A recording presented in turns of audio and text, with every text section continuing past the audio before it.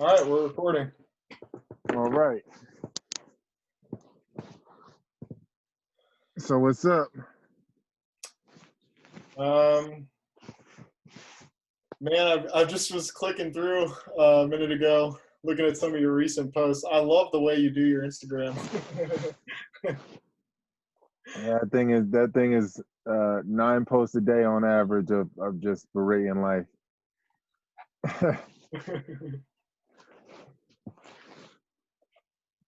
um, do you go by Tao or do you go by Taylor or what do you go by? Man, I just you can just say yo. It don't really matter to me, Okay, cool. So what do you feel like's got your curiosity most right now? Oh man, I don't really have any talking points in mind, man. I guess you know December 21st. I feel like if you wanna I guess bring up something that I guess is kind of looming. I Hmm. feel like December 21st is kind of the issue here. Overall, all the other little issues is kind of like a ripple from it, like a pre-ripple. Okay. So tell me more about that. What's December 21st? That's like the natural reset. The every 6,400 years, it's a natural reset, and all the planets will be in a line. They'll be in a straight line. Every planet in our system will be in a line, and I'm assuming that like a lot of things will happen on all levels, but on a lower, like rudimentary level, probably like you know, maybe worldwide power outage or internet going down for a moment there, everything going offline for a period. I feel like that's like my what I feel like bare minimum will probably happen there, like a reset that way, at least for a few days, maybe like everything just be off probably. I think a lot more would happen, but that's what I think at least would happen. Well, it does seem like there's quite a bit of disintegration going on in the world right now. Yeah, for sure. It's definitely um a big purge, basically, man. Like like the world got to throw up right now, and it's in that process of like, do I want to get out of the bed and throw up? I gotta. It'll feel better, but I don't want to get up because it feels like kind of not bad right now, but it's still bad. And are you experiencing that in your body as well, or just seeing it in the world? I experience it like at some level, like with sensitivity to certain things, like things just be, my body becoming more sensitive to things that were maybe not as painful or I guess inflammatory before. Now they just feel like twice as bad now, if not more, and it just like I don't know. I just feel it in my joints. Kind of feels like, and some on a good side, it feels like the damage I've done to my joints over the years is like really starting to heal a lot in the last year and a half. I feel like really, I mean, like my spine, I feel like really started to heal from like 2012 to 2014, 15. I feel like my spine healed a lot, my posture healed a lot, but then now it feels like the checklist is gone from my organs and everything to like now to my knees and my legs and everything like that is more so going through like a regeneration process. And sometimes it's like days where I gotta, or moments really, not like whole days all the time, but like moments where like I just be like, okay, this is healing right now, I gotta just kind of lay off this for a moment. And then that's kind of like what I've noticed here. Like it's just things have become more gentle to where I can feel the little nuances and the little like phases of healing, beginning and ending. Yeah, that resonates. Definitely sharing a lot of that experience. I'm curious, when you talk about the things that are creating inflammation, do you mean like foods, or I know you don't eat much, but do you mean emotions or energies, or like what are you noticing is with the inflammation? Yeah, I guess you could tie that all into one, like that. Is anything that like is something that I could tolerate before, that I just can't tolerate now, from emotions to ingredients to it's all ingredients, I guess, but Hmm. it's all been, people, whatever. It's all become I've become more intolerant in a purging way, not in a way like where I'm disgusted by people or anything like that. It just seems like the energy doesn't let things I guess precipitate and ride out like it used to. So it's just no the energy doesn't even have patience for certain things. It seems like the universal energy at hand seems like it doesn't let me engage in certain things, and if I do, I have a very short leash, so it's no point. You know what I mean? It just Hmm. doesn't seem like any worth. Yeah, it makes me think of like the refinement process. Like it's the metal is getting detoxified more and more, and it's becoming clearer and clearer what the pollutants and the contaminants are, even in subtle ways. Yeah, like I guess now it got a lot of the mud out the water, and now it's just the tiny particles cleaning. Yeah. It's definitely like a more sensitive. Like I'm really this word sensitive keeps coming up for me as you're speaking. Um, I'm noticing that too, like um, with fasting. I know that's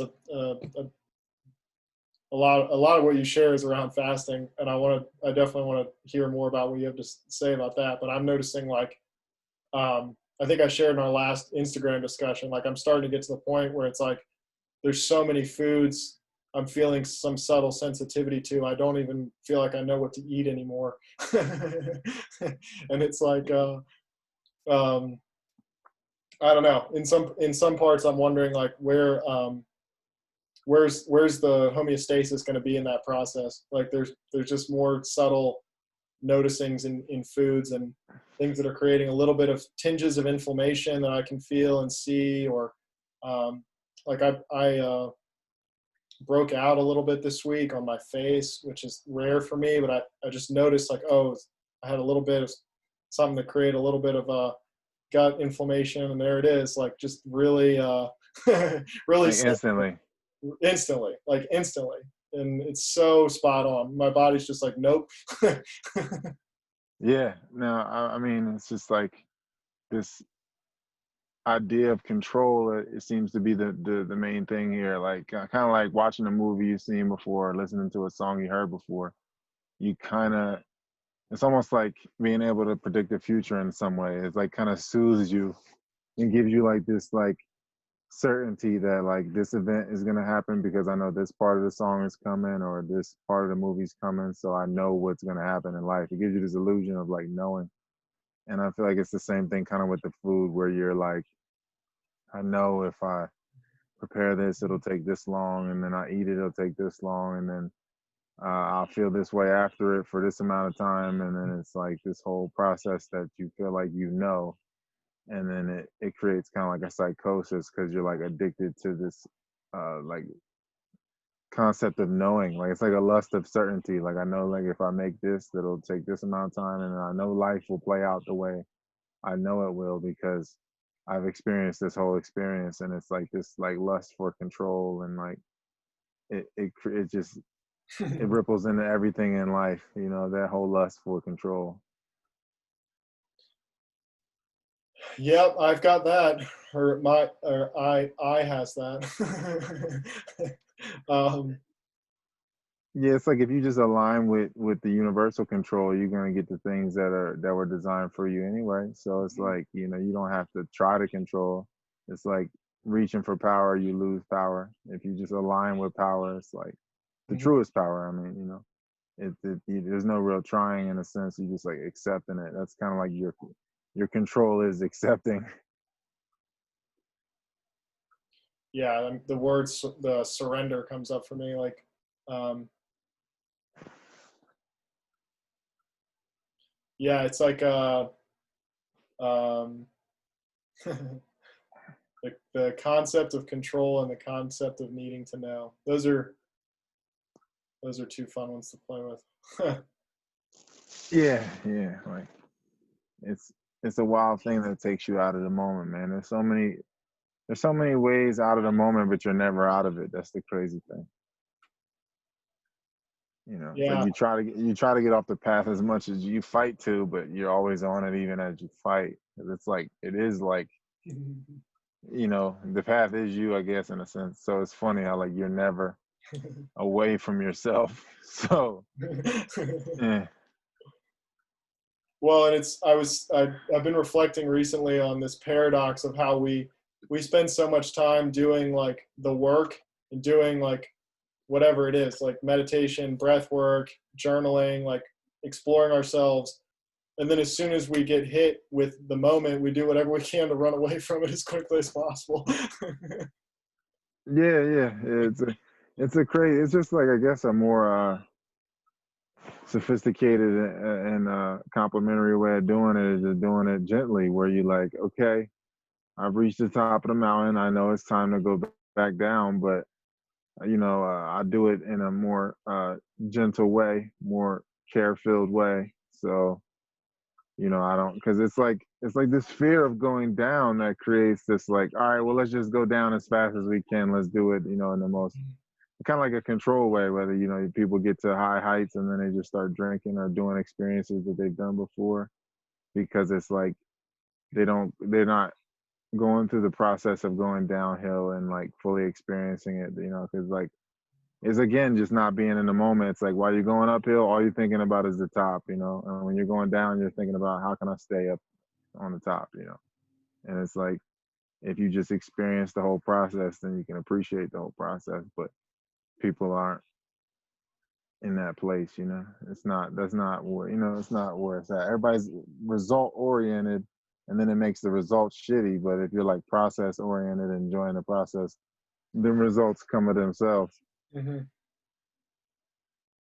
Yeah, and you're not trying to get somewhere besides here now. Yeah. It's interesting though. I really appreciate that you mentioned the fear of going down, because I noticed the more we let go in the going down, it seems like the more gentle it is. But also like you need I have a story. I'm making up this story right now that I've needed reps of going down to start to trust in it that I'm gonna like survive through it. um, Yeah. You've been there before. right. And of course, what's trying to survive is not real. um, Yeah. Yeah. You know, it's like you know, if you kill yourself, you'll birth yourself. So it's like, what are you afraid of, really? yeah. So the time cycle that's happening for me is shortening. I mean, I suppose at some point you can live and die in every breath. Um, I would not claim to be there, but it seems like the time horizon of the living and dying is shortening. Yeah, I guess like with like just the cycles of like ego death, you're saying? Yeah, like yeah. The cycles of ego death are shortening, and they're Yeah, I guess you just can't go ahead. you're accustomed to it almost. You're kind of like accustomed to the discomfort or something. Like, oh, this discomfort is like just part of the process of unbecoming, you know, and really being. So it's like it's almost welcomed. Yeah, there's a welcoming aspect to it. It's like and a trusting into it, a trusting into it. Um, I mean, I don't do this perfectly, of course. I fight it all the time, but I'm trusting more and more in the ego death process. Um, yeah, I'm seeing the cycle shorten, and also the more open, the more opening there is to that process, the more like joy there is in the grief, or the more expansive this there is in the tightness, the more possibility there is in the deconstruction. Like it's like um, I'm seeing what I thought before, like for example, grief and joy. I didn't think those could coexist before. And I'm seeing now the more I open up and actually allow what wants to be, the more robust of an experience it is. Yeah, yeah, you kind of don't want to fight either side of the seesaw. It's like you just you can't. It's like if you try to cleanse too much, then you'll crave too much. And it's like it just it's just a funny balance of that, of like just like gradually easing the seesaw until like it's just even, and you have transparency, and all moments are kind of the same in a sense. It's just like an oscillation with the breath, really. Tell me more about that. What do you mean the oscillation with the breath? Like everything's just kind of coming down to that. Like, you have like just denser experiences of the breath. You have your experience of like the seasons. It's kind of like a bigger breath at hand, where you have like your inhale, you're taking in light, and then your exhale, you're going through death, you go through winter. And then you have like different phases throughout your day that the way you breathe collects in a sense, to where you create the memories from that place, from that, the way you oscillated. So like if you have a bunch of shallow oscillations, and you're going to create from that place, and then you have like a segment or a series or a phase of breathing, and it's like an investment into a series of memories, and you're going through dense collections of breath in a sense, where you're going through like extreme spikes and like jubilance, and then extreme spikes and like um sorrow or whatever. And that's just a collection of extreme breathing, whether it be like panic breath, or however you want to look at it. It's just not a smooth transition from inhale to exhale over a collective period, because the more you do it over a collective period, then you're going to go through your womb to tomb experiences, but you're going to go through them in a place where your breathing is so constant throughout the memories, and so you're so present with the breath throughout the memories, that no memory is going to ever outweigh another one, because you have that internal or unseen vision, that invisible vision, that within visible vision, where you can kind of see beyond or before what is physically happening, and you can see like, okay, good things are happening right now. So that it's like kind of like it's darkest before the dawn. It gets really bright at sunset and all this type of stuff. So it's like this whole realizing of, okay, even in my comfort, or even when things become really comfortable and nice or whatever, that's kind of like the gears are starting to change at this point, to go the other way, to experience the other side of this experience. Like if you're going to invest a bunch of breaths into being prideful, then you're going to go through your prideful experience and all the things that are created from pride. And then the other side of the shadow side of pride being shame, you're going to oscillate from pride to shame, because the way your breathing pattern was. And if your breathing pattern isn't so drastic and isn't prideful, isn't shallow, then it's going to be a different experience. You're going to experience the depths of the emotion. Like you said, like a lot of people, you said it's a robust experience when you experience it all. Because like a lot of people, like they're going through cover emotions. It's shallow, it's cover emotions. So a lot of people, they claim to be angry, or they come off as angry because it's like they're protecting themselves from the depths of their own emotions, and protecting other people from, you know, um, it's really self-sabotage. I wouldn't say it's protection. It's really, they feel like they're protecting themselves, and they're protecting other people from this part of them, but really it's just they're not letting themselves live, and they're not letting themselves connect from those depths. So when you're not fully breathing, fully expanding like that, then you're never going to tap into those depths. You're going to stay at a cover emotion. You're never going to experience both ends of the pool. You'll stay in the shallow side of the pool the whole time. So then there's no contrast in your life to appreciate bitter and sweet. And the more that you are doing things fully, then bitter and sweet are really not separate from one another. They're just two sides of one coin. So you can never really have a value system of one being greater than or less than. And your breath is just more and more even the more that you look at life like that. And then it's easier to act accordingly, what's necessary for the moment when you are oscillating evenly like that in a balanced way. Like, okay, this is the moment where this has to be expressed, so it does need to be expressed, and it's all more apparent so that you won't get caught up in emotional turmoil that distracts you from the breath. It's just like it compounds the problem. Like you get distracted from the breath or whatever trauma happens, and then you don't breathe, and then you create from that shallow distracted place, and more distractions get created, and you just continue to spiral and get caught up in that web. So it really is just an oscillation of inhale and exhale that like solidifies into memories in a lot of ways, because you're inhaling light and exhaling light.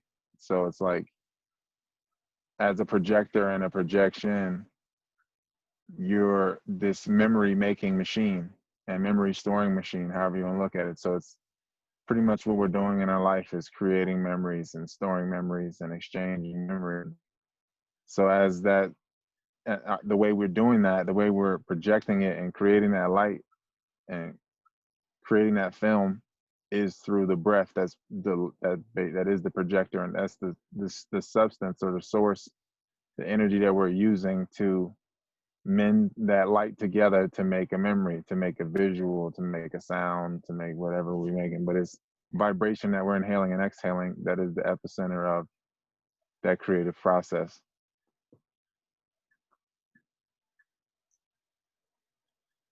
Damn, that was beautifully said.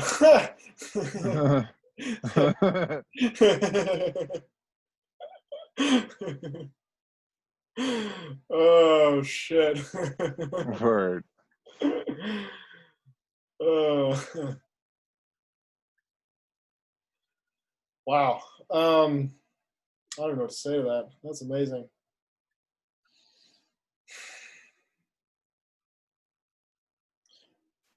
Yeah, I was noticing how much deeper my breathing was getting as you were talking, and slower. And I noticed how unconsciously I behave when my breathing's really shallow. It's been my check-in is like, where's my breathing? And there's like a shallow breathing is like constricting the aperture that I guess unmanifest is moving into manifest, and manifest is moving back into unmanifest.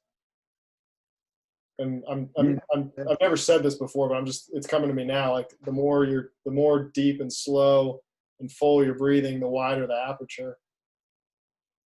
Yeah, just could you imagine a planet full of people that are conscious of the breath? And because like I always tell people, like, what made, when they ask me what made me vegan or whatever, I'm like, man, I met this woman. She was so calm, and her calmness was a calmness I've never seen. So I didn't even know that pace existed, and just the expression of that pace forced me to change my whole life. So I really feel like, yeah, if you just have people around the world that were operating from a different pace, that only way you can operate from a different pace is your vision or your perspective. If you're looking at things from even beyond bird's eye or whatever, total inner vision, you're looking at things from a place of like immortality or eternity. So it's like, where's the rush? You know what I mean? Like God is in no rush. Mm-hmm. So, everything's still happening. Creation's in no rush. The sun is in no rush.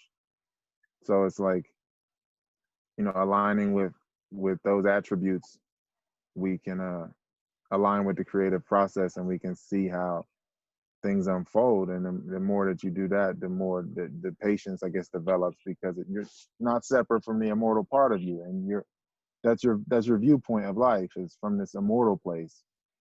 And so if you're looking at life from that place, your pace is going to be totally different, because it's like, where am I rushing to? I'm rushing back to myself, because this is ultimately where I came from. And if there's more people operating from that place, then it would just force people to check themselves as they move, rush around in life and chase things. They would have these like sentinels of pace all around them, pretty much being like, hey man, you know, you don't have to do that. I mean, you can do it if you want, but you know, this is available to you, you know, this pace and this state of being. And it's so much distraction and people that are distracted and operating from shallow and transient places or transient perspectives, opinions, all those things that can change and that are not immortal. They're behaving from them places. So it's not very many examples. You know, the example, the pattern is an internal one at this point. So it's so obvious, but it's since it's internal, it's not obvious to the physical avatar so much. Mm-hmm. From those sense organs. Yeah, from those sense organs, and we live, at least in the U.S. in 2020. It's our collective consciousness is in a very exterior focused consciousness. There's not part of the I think part of the breakdown that's happening in the world right now is a move back into our interiors. I mean, both exterior and interior. But it's like we've become completely exterior focused over the last, I don't know, 100 years. Maybe. Yeah, I guess it's just the season of consciousness. You know, ultimately, like you got to get really, really external and shallow before it can shift. You know, the nature of change is kind of like that's the nature of change. You got to get winter solstice, summer solstice. Got to be abundance of light before the days get shorter, and abundance of darkness for the days start to get longer. So it just seems to be like seasonal consciousness, and people get caught up in seasonal consciousness, and then it creates like generational wealth or generational disease, getting caught up in a season of consciousness. You know, I'm curious about the seasons because you mentioned December 21st and all the planets being in a line, and I'm wondering what happened 6,400 years ago, and can we learn anything from the patterns of information then and now? Like what season, what weather are we in? What season are we in? What time of day are we in? Yeah, I mean, based on like that idea, we will be coming out of we'll be coming out of a winter and into a spring. We'll be coming out of an Iron Age going into a Bronze Age. Based on that information, the 6,400 years, we're going into a Bronze Age out of iron. Iron being pretty much just dense and unconscious, and a winter. And then so it's not necessarily a summer. It's not total like full spectrum light awareness, you know, just warmth. It's not like that, but it's going in that direction. I feel like it's more so spring, I guess you could call it. And then fall would be to me is my favorite season in general. I love fall, you know, the colors, and then you reaping the rewards of the summer. And yeah, I feel like there's nothing really, every season's pretty dope in its own way, but yeah, the consciousness, the grander seasons, the more grand seasons that are happening, I feel like, yeah, like based on the information, we're going into a spring out of a very, very dark winter, cold winter. Mm-hmm. I don't really know. It's on the historical side of things. It's tough to trust, man. It's tough to trust carbon dating. It's tough to trust really a lot of what anybody says because it's another side to all the stories. Right. You know, if you investigate one end of a spectrum, it's like you investigate the other end, and it's kind of like nothing gained, and it kind of dissolves the concept altogether. Like when you investigate both sides, so I don't really know. I can't say I know for sure what was happening. You know what I mean? I guess at that point it's pre-dynastic Mm-hmm. Egypt was going on at that time. Mm-hmm. I don't really know. I feel like it's the more things change, the more they stay the same. You know, it's probably a it's really always a world government, just how peaceful it is and how totalitarian it is, I guess, or tyrannical, you know. But it's always going to be a world government because there's a universal governing body or force always, because we're coming out of one source. So there's this metaphysical or spiritual government that is being reflected into a physical government, and then a bunch of other constructs that come, smaller governments, local governments. It's all reflections of bigger governments, and ultimately an unseen government, whether it be shadow government, and then beyond the shadow government would be the totally metaphysical government that is at work here. And I feel like it's always just gonna, it's always gonna be that way. It's just like the perception of it is tough. When you're going through a consciousness season of winter, it's probably a lot more difficult to stay in the moment, to vibrate at a rate that is peaceful. It's more of a challenge, but making it through that winter, probably just a stronger seed anyway on the other side.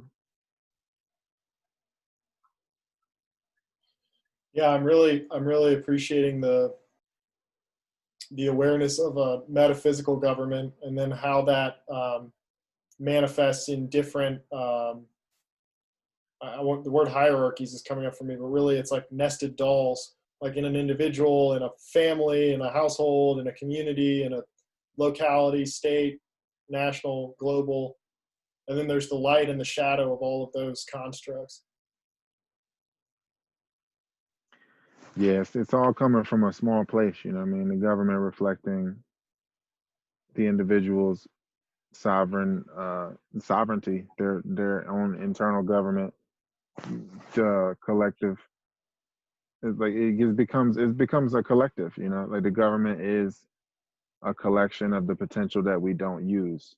So all the potential not being used by the collective of people or beings, that is what is the summation of the government. Wow. So it's, yeah, that's what they. So it's really no like good or evil thing. It's just like how much are we giving up? That's the government. I you know, mean, it's in the word to govern. yeah, you like unconsciously giving it up. So it's like something's gonna use it. It's gonna get, probably get used against you, but it's gonna get used. Nothing gets wasted here. Yeah, it's making me. I'm. I've been curious around external governments being projections of internal governments, or lack thereof. Right? Like, how much do we create? How much does external government manifest as a result of our inability to internally govern? Yeah, and then like how long does it take? But I guess ultimately, if you have one very powerful individual in a good or bad way, it can shift the whole landscape for everybody. So it's kind of illusory in a sense. It's like as soon as one person activates or taps into that part of their being, it like ripples into everybody. If human beings discovered the ability to levitate or fly, it would only take one of us to remember or to activate that part, and then it could be taught.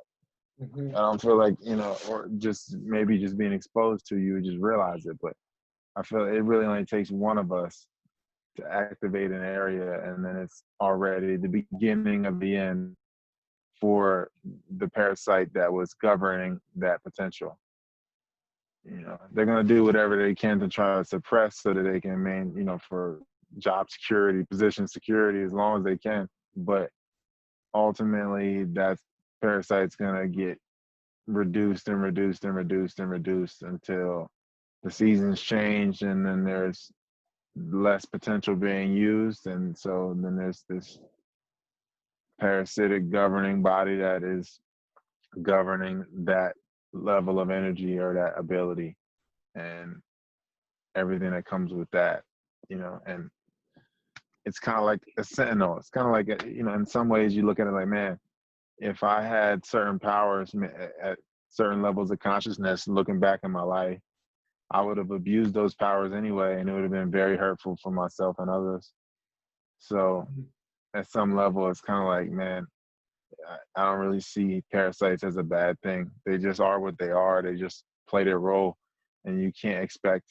It's not like you get in a bed with ticks and expect them to like cuddle you. They're gonna do what ticks do. you know.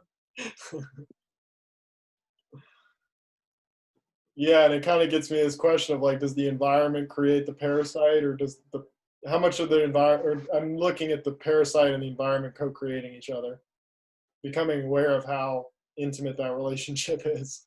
And when you're talking about the seasons, it's like sometimes the environment is what changes instead of Yeah, the parasite.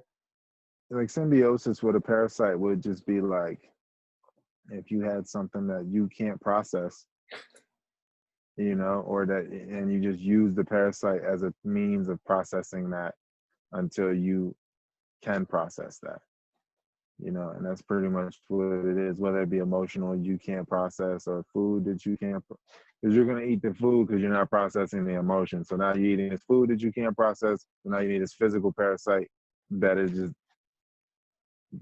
an extension of that energy, that lack energy, that emotional lack energy of like, oh, I can't get over this, I can't process this, accepting that invites the physical parasite that basically repeats that and puts a loudspeaker on that ideology, of not being able to and being limited. So the more you feed the parasite, the more it just picks up microphones and it just gets louder and louder. And as you starve it, it gets really loud. But once you get through those phases of letting it get loud, it's like when you compress something. The only way that you can let something to compress something is to let it expand. Let something fully expand, and you can squeeze it. Mm. And then so it's kind of like the same thing, like where with the parasites, like it's a funny thing. It's leveled. It's like it's a really layered situation with parasites. Like I said, like the more you feed it, the more it expands. The more you starve it, the more it's gonna scream and have a temper tantrum. Your body's gonna go through temperature control problems, and while that happens, it just wants you. It's like a spoiled little kid, basically, like the kid inside you that got ruined. So if you feed that and try to suppress it for like momentary satisfaction, then it just expands and gets louder and stronger and more ground. But if you starve it out, then it's gonna take a nap. It's gonna lose ground in the system, and then as you shift to feeding a different area of your body, then it just loses ground. It just has less and less ground, and then if there is anything that it could process that's like complementary for the both of you, then you could break it out.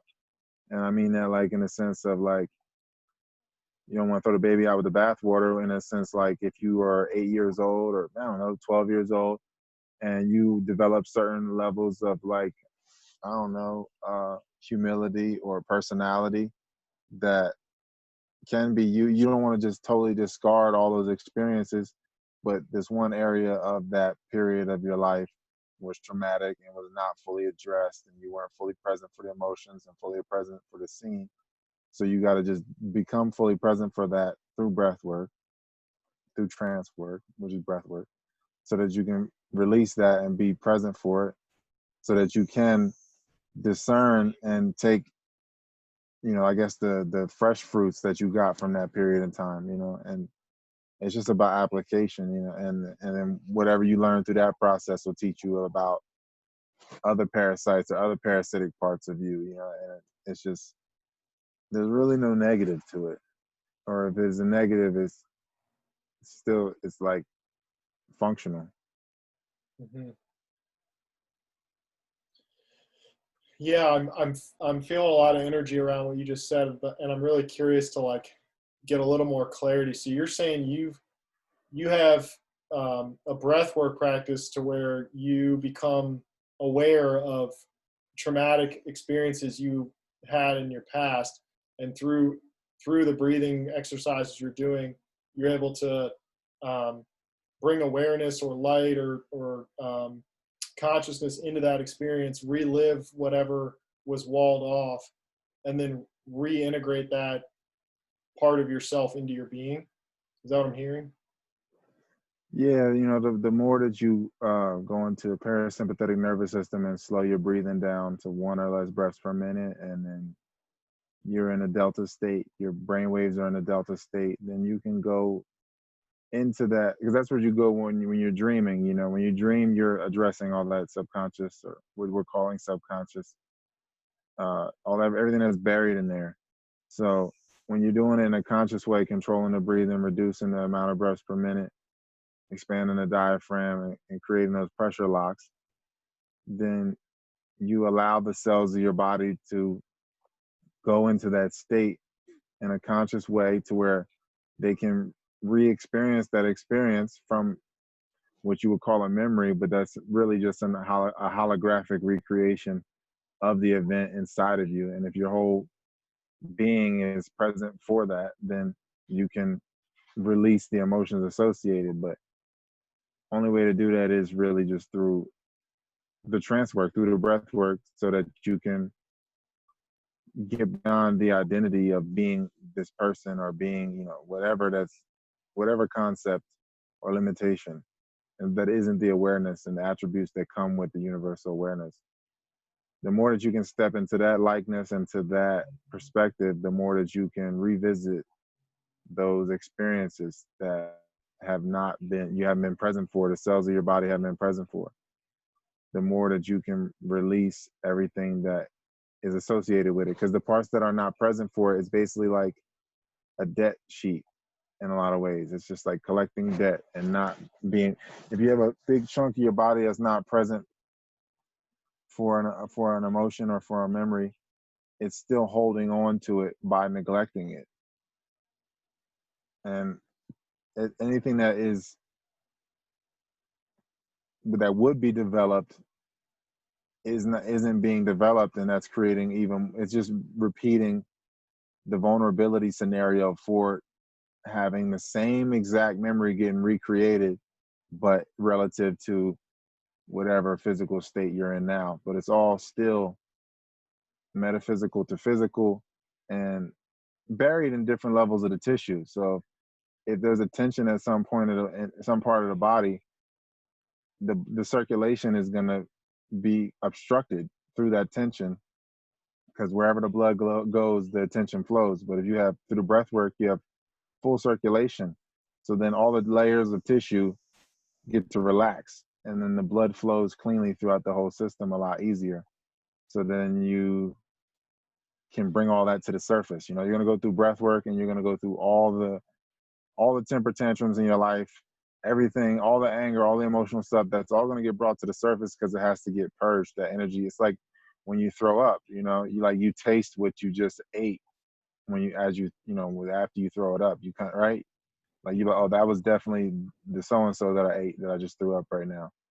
So it's kind of the same thing with purging the emotions. It's like, as you're throwing it up, you're going to remember. You have to go through that process of remembering, like, oh, that was the such and such that I ate, or when I went through this memory, that's what that was. Because a lot of times you're going to have blind emotion, blind sadness or anger, whatever, and not realize, just think you're in a bad mood, but that's just you throwing up and not having identified, oh, I ate this and it was poisonous to me. That's why I was feeling this way for a year, years. But if you're not addressing things as they come, and then you keep putting them on the back burner, it's like this huge line out the door of people that you owe, basically. And those people are you, in a sense. It's just like the parts of you that are not present, you owe it to those parts to be present, so that you can release that energy, so it can circulate. And the more that you don't, it's like having a bunch of tabs open. It's like having hundreds of tabs open, and your energy just can't be focused on one.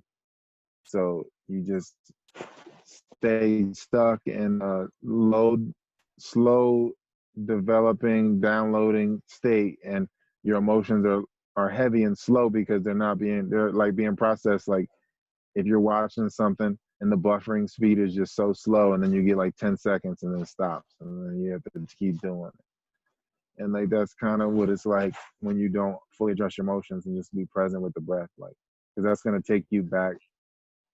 The breath is immortal. It's not It's not the personality, it's not the thoughts, it's not the feelings, it's not the visuals or whatever.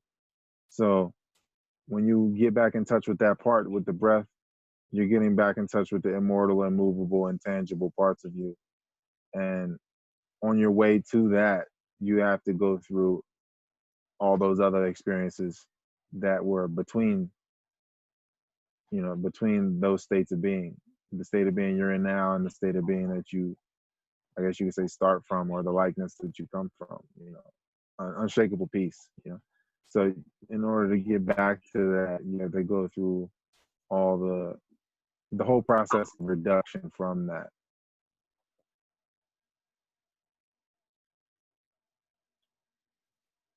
You got away with words, man. That's epic. So tell me about the evolution of your process. Like, I know you said you went vegan at one point, and I'm sure breathwork came online, but like, how have you seen like the stages of your process evolve? Like, where are you now? What do you feel like's calling you next? Like, talk to me a little bit about the journey. Well, like hindsight 2020, going vegan in 08, 2008, when I moved to California, that was, I guess, ultimately from being an active child and being into athletics. I kept some level of breath and circulation going, and I wanted to be in my prime competitive shape. So when I was exposed to veganism and I saw physical benefits from it and healing benefits from it, personally, it was easy, to get hooked, and I didn't realize that through that process of becoming vegan, I was opening up more cells to breathing in my GI, my digestive tract. So more of my body was breathing, and I wasn't really aware, that that's what was happening. So, Sebi made it pretty clear because he had this product like Viento. He called it the Wind, and he was saying you want herbs that are high in iron for blood and high in oxygen, rich in oxygen. So I, at some level, I kind of knew the air thing was important, and I heard of people going into the mountains to try to heal and stuff, and I heard of yogis and stuff like that. But really, I guess that was being more communicated within my body. The communication got better as different areas of me started being able to breathe more, and then I guess I just reached certain thresholds in the process where I was like, okay, this isn't an unconscious communication anymore. It's not like I'm talking underwater anymore. This is apparent. This thought has went from subconscious underwater thinking, like, to above water. I can hear the thought, and it's taking me more towards this state of less, needing less, and what came with that was more so the breath. So the more I detox, got into raw, and detox the people in my life, the more the breath became apparent. And then after I got technique, because I got exposed to breatharianism early, but I didn't have technique. So once I got exposed to technique of breathing, then I could apply it, really apply the knowledge and make it practical.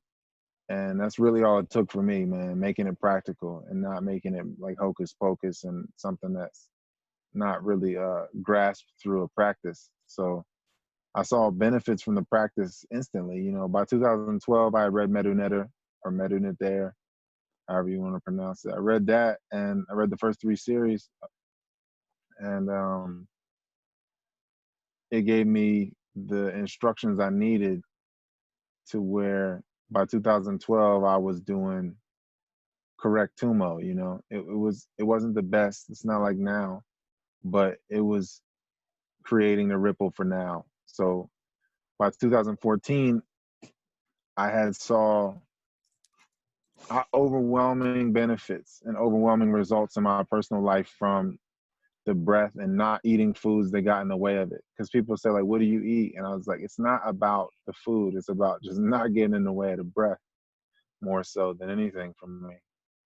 So that became obvious to me that the breath it's vital. So it was affecting my vitality when I was blocking it, obstructing it, or if I had it, left it unobstructed. So I wanted to share that really bad, and became increasingly difficult to share it as the years went on. And I tried to force sharing it, and that only made life harder for me. And it made me fall off. It made me less disciplined because I guess, when you're in the process of force, it's kind of like it goes hand in hand with rape, and you're trying to make people do things. So then people try to make you do things and try to rape you in other various ways, whether it's your time or energy, money, whatever it is. It's like different levels of that same rape energy. So the more that I became aware of, like, okay, the breath is obviously pretty much the opposite of rape energy. It's like the most like accepting and supportive thing. And it's not trying, it's like water, water is nourishing without trying to. The breath nourishes you with whether you try, whether it's not trying to nourish you, it just is. Every breath you're taking is keeping you alive, whether you try to be alive or not. It's like the breath is gonna keep coming. It's just what it does. So like the likeness of the breath and the benevolence of the breath, the patience of the breath itself, and it's not judgmental. It's just is what it is. The more that I align with all these and those attributes, the more that it took me to places where I just found myself not around the people that shared that perspective. And I was okay with it because I had the technique and the experiences and the breath. And it was a shock to, I guess, the physical avatar at some level, because you're like, wow, I really found the key to so many things, and I want to share this with so many people. But I can't force it because it's not in accord with the breath. It's not rapey. And it sucks that I'm alone in some level because I want to, but on another level, it allows me to practice more. And since I've become so acquainted with the breath, I can handle this solitude. And so it works. It all, like one hand wash the other, really. And they both wash your face. So it really worked out, like, in a lot of ways. But just as the process is going and as you think about it, it's like the more you think about it, the more like difficulty comes. And that's what I think too with breath work itself. A lot of people get caught up in like, oh, I got to do an hour, you know what I mean? I got to do this. I'm thinking about the sets. It's like if you just start a session, you're going to feel different. A few breaths in, maybe 7 breaths, maybe 10 breaths, but just start, count if you need to, don't count if it's annoying, and just start.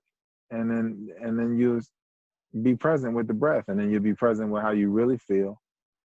And it's not, it takes you out of that idea of like, oh, I don't feel like doing this, or having to do something that's like, considered a discipline or work. It's more so an enjoyable thing. The more that you give to it, the more it gives back. So it's taken on a totally different perspective the more that I just do it. The more that I just be like, man, I'm not doing anything right now. And I'm connected to everything. So through this breath, that's my vehicle for my connection. So that's what I'm gonna cultivate, that connection. So that was, as the years went on, I got to about, I guess, 2017, after I had some deaths in the family and a bunch of issues, man.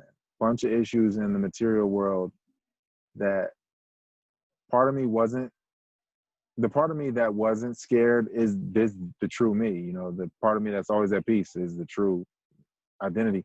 But that part, and I had a connection with that part, but like, that was the part of me that knew ultimately, like,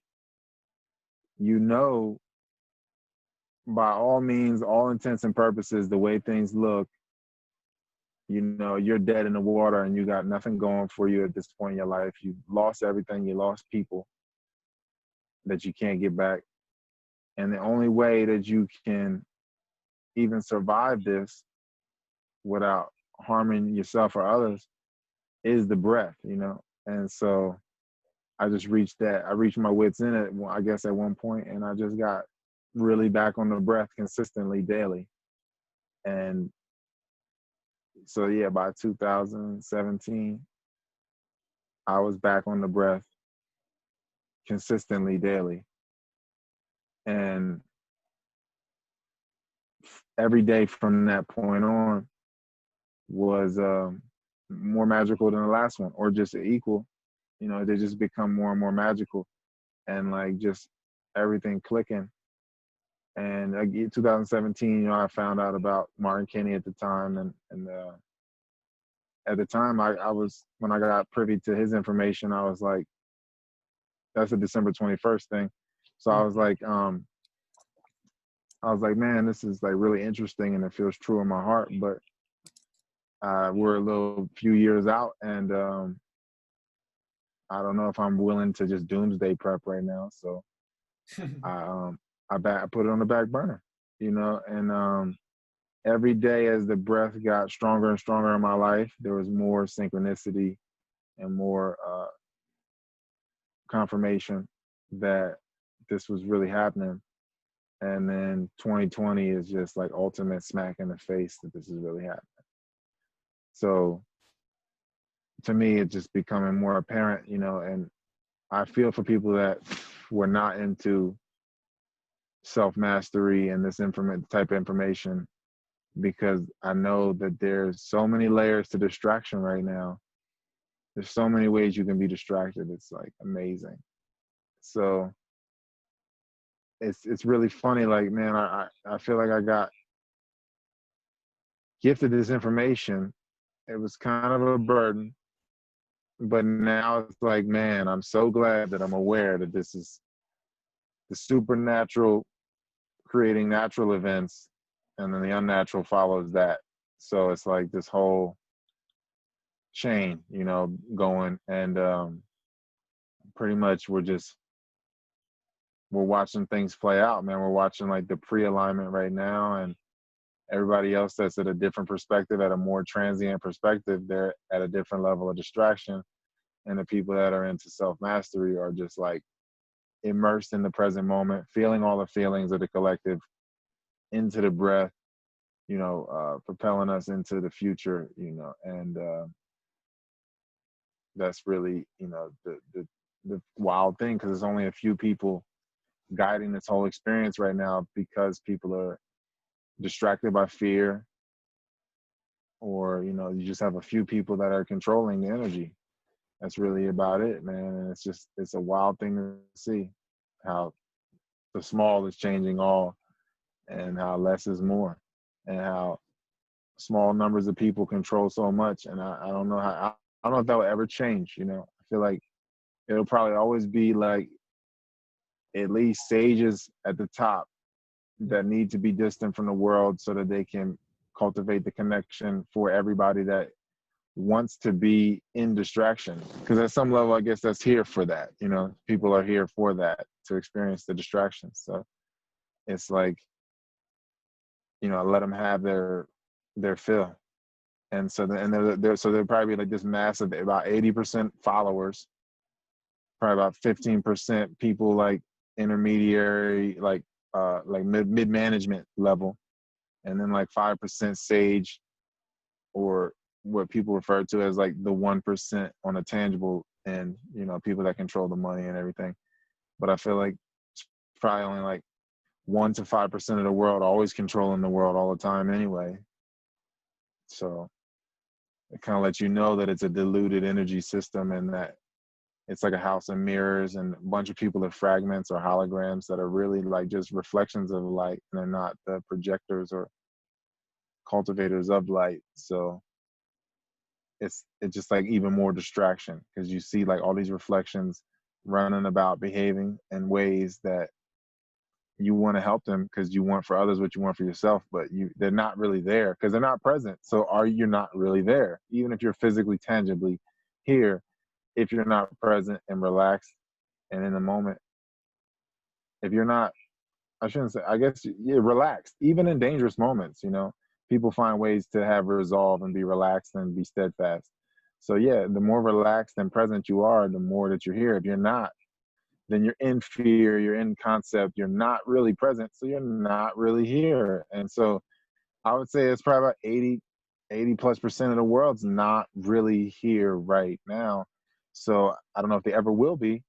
And it's just, it's a funny thing, kind of like how the way life is, because even in negative exchanges or uh, exchanges that don't feel complimentary, where you run into somebody that is present and maybe they're just present in a way that is offensive to the world.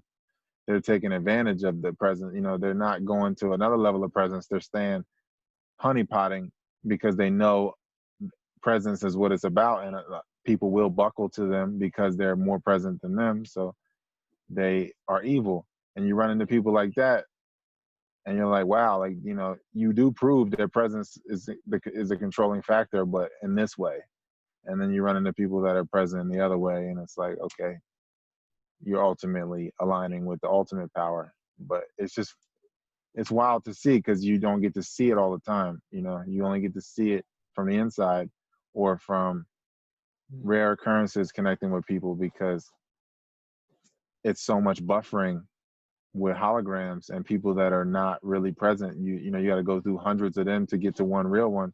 So it's like, it's a difficult situation. You know what I mean? It's like really being in a house of mirrors, like the Bruce Lee scene and shit. Like you don't know which way you don't know which way to shoot or attack, because it's so many mirrors that it's like you just got to like draw them in and wait for them to come to you, and then attack from your own sphere, because it's like there's no point in chasing at this point. It's just, it's obvious that the general population has been used as like a buffering agent between the real people of the world. Wow, I've never heard that. That's amazing. That's amazing. Yeah, A they buffer. diluted. Yeah, they diluted certain archetypes so that it could be a bunch of distraction, a bunch of separation, but it feel like there's a strength in numbers, but it's diluted energy. It's the same amount of energy. It's So inflammation. yeah, that's it. It's wild. So tell me, I've never done Tumo. I've done Wim Hof, and I've seen you've written that you find Tumo much more helpful than Wim Hof. So help me understand from a practical side, what does the breathing practice look like? How can I start practicing it? Um, yeah, anything there you could walk me through. Well, like Tumo is really a test of patience in a lot of ways. It's a more patient breath. It's not as you're not gonna get your psychedelic effects from Tumo as rapidly as Wim Hof, but you get your long-term benefits from the Tumo. Like Tumo is taking you in the parasympathetic nervous system, where you're doing all your healing, you're restoring the endocrine system so that you can, you know, restore your endorphins so that you don't crave anything. When your endorphins are off, if you're gonna crave, you know, if you are short on melatonin or short on serotonin or short on dopamine, those all have different cravings and emotions that are associated with that lack. And to restore the endocrine system is you have to go to the parasympathetic nervous system, which is what you go to when you're sleeping. So if you're consciously going into that state of relaxation, you can restore the endocrine system, restore the endorphins, and then at the same time, you know, scrape on your subconscious, you know, bring all that old emotion to the surface, and those unresolved and memories that you weren't present for, you can get all that resolved. And it just keeps your heart rate at a lower rate. You know, it's less breaths per minute. So it's keeping your heart rate at a lower rate, less beats per minute. You know, it equates to longevity. So it's it really is like a great base for breath work, but you get extremely hot when you do Tumo. You know, if you, especially if you're eating insulating foods, inflammatory foods, mucus forming foods, you're gonna get really hot. You're gonna lose temperature control, and then you lose your temper. And a lot of people at that point, that's when they quit Tumo, probably about 15 or 20 breaths in. because they get so hot. So I would say you could use Wim Hof in that, do 15, 20 breaths of Tumo, then do 5 breaths of Wim Hof, of that method, I mean, and then you return to your Tumo as your base, and then you get hot again, and then just keep repeating that until you got an hour in, and then, a few hours later you do it again. But Wim Hof, the method itself, that is that's never taking you out of sympathetic, because you're always breathing too many breaths per minute. And 18 or more breaths per minute locks you in sympathetic. So then you're in fight or flight mode. It's exhilarating, and you get a lot of blood into your tissue, and you get a rush and a psychedelic effect, but it's not as steady. And the psychedelic effects that you get from Tumo, even if you're mixing it, the psychedelics you get from Tumo are a lot. It's not the same kind of rush. Like, you can drop your body through Tumo, but the process of doing it isn't going to be such a, like, oh my God, I might fall out my chair right now. You know what I mean? Whereas Wim Hof, like, if you can hear your breathing, you're doing it wrong anyway. You're not supposed to hear your breathing. So because that's already going to affect the nervous system and make you click. It's like if you're running or somebody's chasing you, or if you're in an athletic event, your body is hearing your breathing even though you're not hearing it. If you run long enough, you don't even really hear that you're breathing heavy. But your nervous system is like already, like, your sensory, it's like a sensory deprivation thing where it's like blocking that out because you're in this other nervous system. You're in sympathetic already. So you don't hear yourself breathing, and you're pretty much just like zoned out from it, even though your body is hearing the breathing. So people, when you're doing those things, you're just staying in the sympathetic. You're staying in a state where you can more easily release adrenaline, which affects digestion, which blocks dreams, which makes you tired when you wake up. If you're not going into parasympathetic consciously throughout the day and training the body to do that, when you go to sleep, all this subconscious stuff is not being addressed consciously. So you're going into sleep and you're going into all the traumas because, that's the way you're balancing life. You're not using your conscious period of your day to delve into the depths of your being. So when you're unconscious, that's when you're going to do it. And so all the traumas that are stored in that are going to be coming to the surface during dreaming. So when you're sleeping, you're not really resting. But if you've been doing breath work, parasympathetic breath work, Tumo breath work throughout the day, once you do go to sleep, you're really resting. You're really going into the dreams in a more conscious way, or parallel lives, whatever you want to call it. It's gentle. It's way more gentle because you're not hearing the breath. You lose the concept of inside and outside the more that you don't hear the breath, the more softer you are with the locks and everything. It's more gentle. So then it's like a gentle transition of, I'm putting this body down, going into a parallel life or going into a dream, whatever you want to call it. And it's a gentle transition as opposed to like rapidly speeding up the breath to get a cycle, hyperventilation. You're getting a uprush of air, and then you get a circulation of blood to the tissues really rapidly from out of the organs. And that gives you this euphoria from Wim Hof. And it's nice for cooling down if you've been doing a bunch of Tumo and you need to just cool your body down, do a bunch of breaths and stay present. You want to keep breathing. So you do it in that period to cool down, and then you jump back on your Tumo. You jump back into your 1 breath per minute, and it's a lot more gentle. It's a gentle way to drop your body and a gentle way to control your nervous system. And I think Wim Hof can complement it as far as cooling it down, but it's not the best base for breath work. And the one breath a minute, is this like a really, are you doing a 30-second long inhale and a 30-second long exhale, or is it a 10-second inhale and exhale and then a hold, or how does the Yes, it's like the way babies breathe. You're expanding all the diaphragms, and then you slowly inhale in. It could take you anywhere from like 8 to 15 seconds, depending on how big your lungs are, but I'll say generally about 8 seconds to fully inhale the lungs, to slowly do it, slowly alter the posture to where the lower lungs, middle lungs, upper lungs, everything's getting filled with the air. And then you lock the bandhas, so you apply that pressure, the same pressure that you would apply to stop your urine midstream. You're locking that bandha beneath the diaphragms, and then you push your tongue to the roof of your mouth to lock the breath in the top, so you don't have any leakage up there of energy or breath.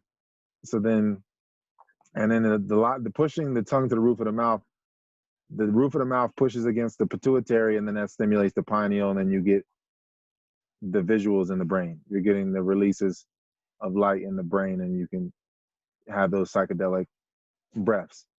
So you're taking the breath, takes about 8 seconds, then you lock it from anywhere from 45 seconds to a minute, holding it with those locks on the top and on the bottom, and then you slowly release it, and then you wait anywhere from 8 to 15 seconds with no breath in your body to take another breath.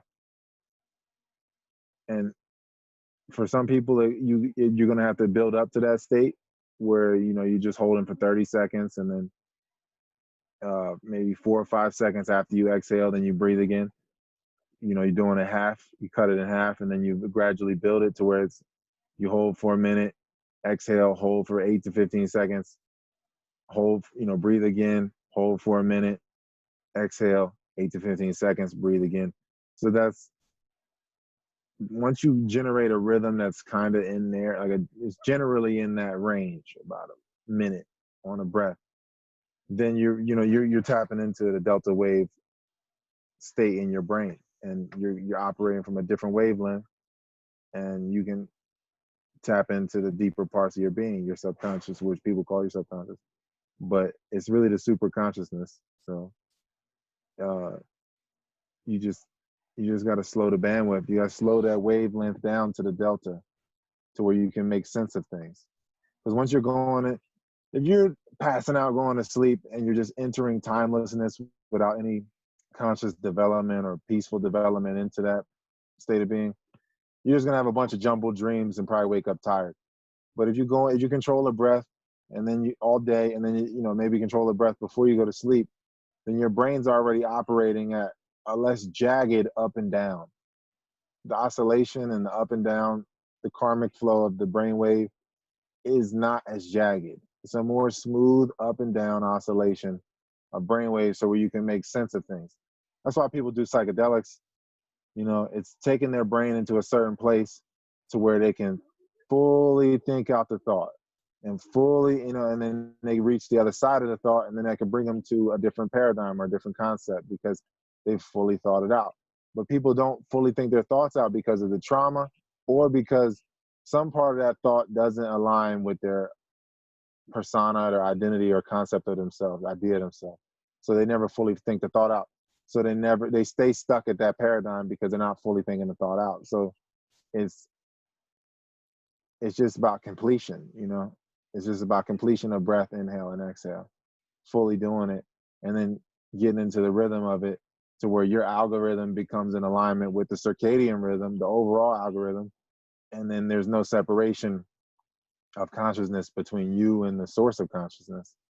So that the way of achieving that is through a gentle transition, and that's Tumo is a more gentle way of reaching that place.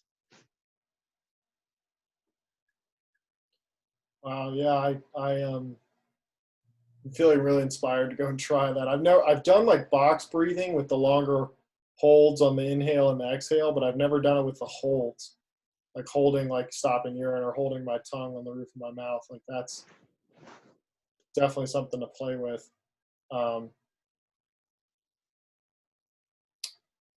And again, pretty blown away by everything else you shared. Yeah. Yeah, I know people think I'm crazy, man, but they just had a conversation with me. I could really explain this thing really well. It's just that when you're just posting on the gram, people have short attention spans. You just got to catch them with the parts that catch them. So people, they get triggered and then they're mad that they're triggered. So then it's all, you dealing with that whole process of attracting people that are triggered, and that's the difficulty I think in it, but if people just had a conversation with me, it's really not that crazy. Yeah, there's like you're really giving people a gift by triggering them. Yeah, it's like I'm poking at you this nerve that you forgot was there or you ignore, and it's like if you just remember it, then you can feel with it. You can feel the other side of it. You can go get through the ugly truth to the beautiful truth.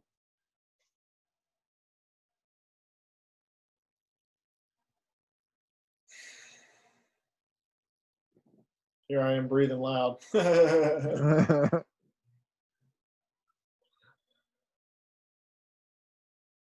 Really, really inspiring. Really inspiring. Once that breath, once you don't hear it, then there's no, especially if it's gentle, the way you're moving the diaphragms, there's no concept of in and out. And then there's no concept of self. And all is just oneness. And it becomes increasingly impossible for you to look at other people as other or you as separate from them. Mm-hmm. So it's like there is no self or other at that point. You're just like observing the breath. Like the breath is like the swinging door and you're like the doorway. So like there is no in or out. They're the same.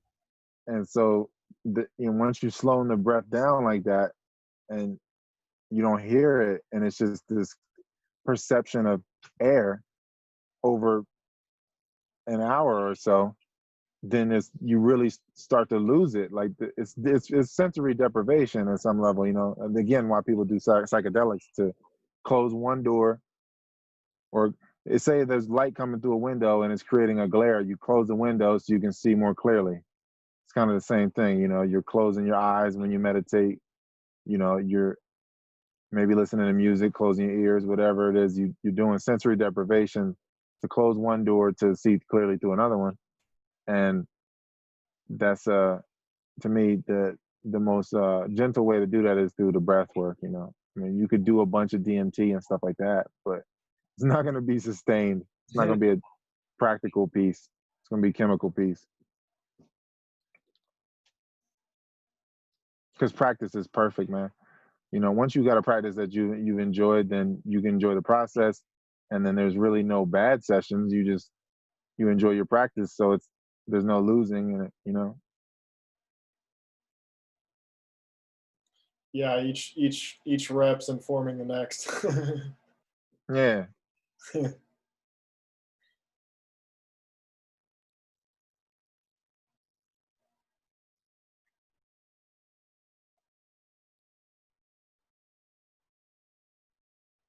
That's a difficult thing, man. You really just want to share it. And I really do love people like I love me, or however you want to look at that. You know what I mean? Like, it's all one. So it's a wild thing, the discernment, the responsibility of discernment, where you like you can't speak when it's not appropriate, because then when you are supposed to speak, you might not have the breath for it, or you might not be connecting the way you should be energetically, because you got flustered from speaking to somebody that you shouldn't have been even speaking to. So it's kind of like the appropriation of energy becomes apparent the more that you align with the breath, and all your movements just get in accord with the breath. So because you're not separate from life as a whole, and it makes it easier to discern. But while you're going through the process, is it can be difficult for you, because a lot of people, you see their potential because you can see from your own, and it's painful to watch them hurt themselves and neglect. And you kind of got to be like a grandmother with it, where you're just like, well, baby's gonna fucking fall down, scrape his knee, it's gonna happen, what I mean? And some people are gonna literally die before they really realize, and you just got to accept that that's just part of their process. And they were probably just a fragment. This probably not their base reality, and you got to experience them, and you just got to appreciate that you got to experience yourself and that through them in that way, the way that they express you. And so that's kind of like where I found a way to be content. It's just, realizing that you don't have to, you can love people and not hurt yourself. You know what I mean? It's really that simple. You don't have to hurt yourself to love people.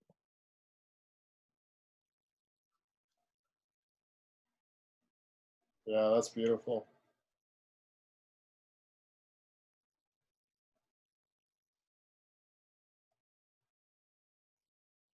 And the breath is the thing that we all have to do. It's the most universal thing. Somebody might be vegan, vegetarian, raw food is um, fruitarian. Somebody might be totally carnal, um, pescatarians or whatever they are. Different people that are in different sides of the spectrum. Everybody's relying on the breath, though. Doesn't really matter. We're all using the same breath. So if you really want to get back at somebody, you just got to charge the breath. That the breath has to go your breath has to go through them because it's going through everybody. So the more that you charge it and cycle it through your body, it's like you're cycling it through the universal body, through everybody. And that's your key towards change anyway. It's your only shot in heaven anyway. So it's it's really, it's everything though. It's all you need. That's the terrible thing. People can look at it like, man, that's all I can do is breathe. I'm like, yeah, it's more than enough. It's really all you need. It's just that impatience, wanting to see things unfold like Grand Theft Auto or something. But